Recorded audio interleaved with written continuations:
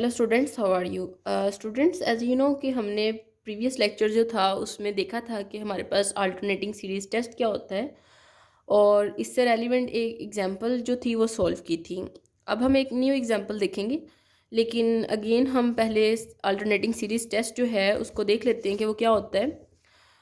ये टेस्ट हमें कहता है कि आपके पास इस तरह की सीरीज़ अगर लिखी हो और अगर आपके पास नेक्स्ट टर्म जो है मतलब वो कोरस्पॉन्डिंग प्रीवियस टर्म से लेस हो, यानी कि जो आपके सीक्वेंस है वो डिक्रीजिंग हो, तो इसके लिए टेस्ट के लिए आपने क्या करना है कि सबसे पहले ये चेक कर लिया, फिर आपने अगर लिमिट अप्लाई करें अपने सीक्वेंस पे, like limit n approaches to infinity a n, और अगर उसका आंसर ज़ीरो आ जाए तो फिर हमारे पास जो गिवन सीरीज़ है वो कन्वर्ज कर जाएगी। ठीक है, और अगर इसका आंसर जो है वो ज़ीरो के इक्वल नहीं आता तो दैट मीन्स कि हमारी सीरीज़ जो है वो डाइवर्ज कर जाएंगी। तो स्टूडेंट्स, इसको इन डिटेल समझने के लिए आप प्रीवियस वीडियो जो है वो देख सकते हैं। हम अपने मेन टॉपिक की तरफ आते हैं, जिसमें हमारी एक एग्जांपल है। अब देखें स्टेप नंबर 1 में हमने क्या करना है। स्टेप नंबर 1 में स्टूडेंट्स यू नो कि हमने चेक करना है कि a n plus one is less or equal to a n. Okay, तो स्टूडेंट्स, लाजमी नहीं है कि आप क्या करें कि इसमें a n plus one find करें। डेफिनेटली कि अगर आप यहाँ से ए एन की वैल्यू देखेंगे तो वो आपके पास क्या होगी, तो आपके पास ए एन जो है वो यहाँ से आ जाएगा square root of n plus one is divided by n minus one, क्योंकि हमें पता है अल्टरनेटिंग सीरीज टेस्ट के अकॉर्डिंग आपकी सीरीज फॉर्म में लिखी होती है और ए एन जो होती है वो इस टर्म के साथ वाली जो वैल्यू होती है वो होती है। ठीक है, तो इस तरह से हम यहाँ से अपना ए एन जो है वो डिटेक्ट कर सकते हैं। अब देखिए, आपने लाजमी नहीं है कि आप पहले ए एन प्लस वन फाइंड करें और आप उससे गैस करें कि आपकी जो नेक्स्ट टर्म है वो प्रीवियस से छोटी है। इसके लिए आप फर्स्ट डेरिवेटिव टेस्ट भी यूज़ कर सकते हैं। लाइक मैं अगर इसको एफ ऑफ एक्स की फॉर्म में लिखूँ तो I can write f of x is equal to square root of x plus one is divided by x minus one. अगर हम इसका फर्स्ट डेरिवेटिव लें तो इसका क्या मतलब है कि आपने यहाँ पे क्वोशंट रूल लगाना है।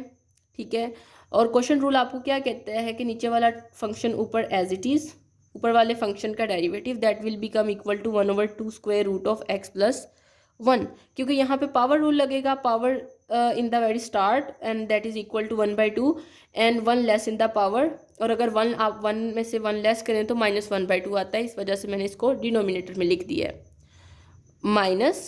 ओके, ऊपर वाला function as it is and नीचे वाले फंक्शन का डेरिवेटिव, और अगर एक्स का डेरिवेटिव लेंगे that is equal to one and one का डेरिवेटिव आपके पास जीरो हो जाता है एंड नीचे वाले फंक्शन का स्क्वायर।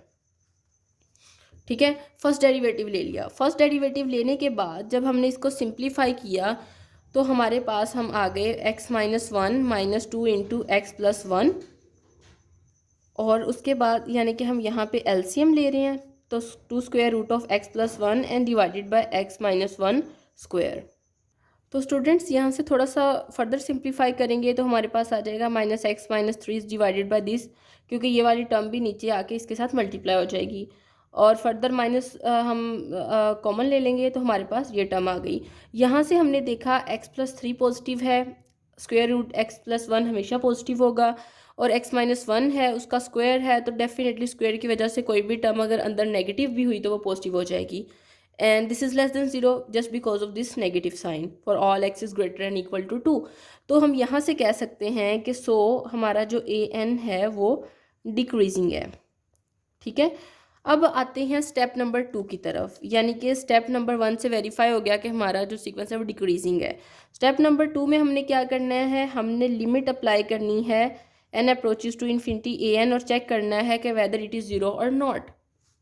अगर हम ये करें, अगर हम ए एन की वैल्यू सब्सटीट्यूट करें तो ये आएगा। अब देखें यहाँ से अगर आप इन्फिनिटी पुट करें न्यूमिनेटर में भी और डिनोमिनेटर में भी तो you will get infinity by infinity form.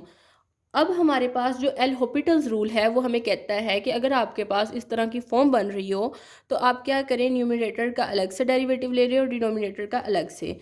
तो अगर मैं इस तरह से करूं, मतलब डेरिवेटिव अप्लाई कर दूं, तो हमारे पास ऊपर वाला फंक्शन ये आ जाएगा और नीचे वाले में एन का डेरिवेटिव जो है वो वन हो जाएगा विद रिस्पेक्ट टू एन, और वन का डेरिवेटिव ज़ीरो हो जाएगा। तो आपके पास ये आ जाएगा limit n approaches to infinity one over two square root of n plus one. अब देखें, अगर आप इन्फिनिटी लिमिट पुट करते हैं तो ये आ जाएगा something over infinity and something over infinity that is equal to zero. तो इसके मुताबिक जब हमने लिमिट अप्लाई की तो हमारे पास आंसर जो है वो ज़ीरो आ गया। तो that means so by alternating series test given series is convergent. Okay, and this is your desired result and this is what you want to show कि हमने ये शो करना था। या आपसे ये भी कहा जा सकता है कि ये सीरीज़ जो है वो कन्वर्जेंट है या डाइवर्जेंट है, या ये भी कहा जा सकता है कि show by alternating series test that the given series is convergent. So you can check it in this way.